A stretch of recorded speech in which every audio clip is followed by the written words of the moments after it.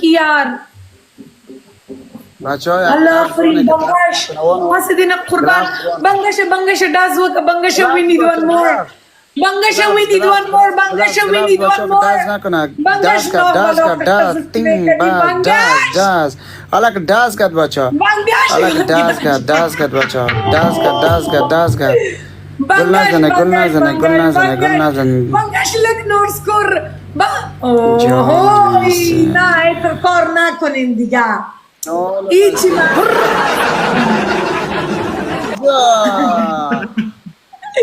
بنگش آخری 3 ثانیه چه پاتی شي گیم لپاره هغه ټایم باندې داز وکړه 3 ثانیه چې پاتی شي تو کې بنگش نو پرابلم تو چې کله هم پلی کی کنه په اخر کې سنایپ کی چې 3 ثانیه پاتی شو تا کلیک وکړه کنفرم هغه نه بعد دلته چې کله گیم خلاصي هغه نه بعد هغه ټایم نه یو ثانیه کاویار برم یگان کاویار برم واسط از واش تا این چه بیخی بد هستک برد و جای تو باز مجبور خودکشی کنی برو های مادرکیم میری نه بیانی otrăm casă nestă بیا میری بوره مسلمان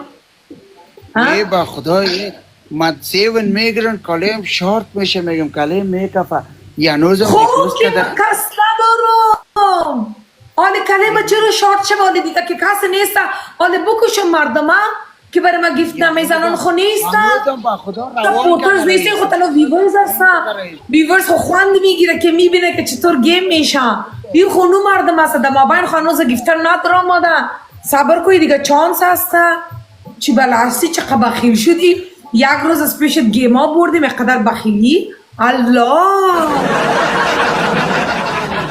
ملګرو یار فرندز دی خپل دای ملګرو به ملګرو فرندز ما با فایده خودت میگم دا تا شو تاریخت خراب میشه هیچ مشکل نیست برو دل جمع باشه هیچ مشکل نیست برو تو سر ما دادن یک مسلمان پیدا میشه یک نر پیدا میشه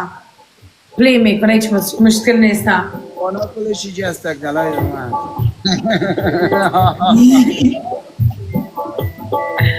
عليكم السلام ورحمة الله وبركاته ملګرو فرندز پلیز ټیم ورک ملګرو لایک شیر وکا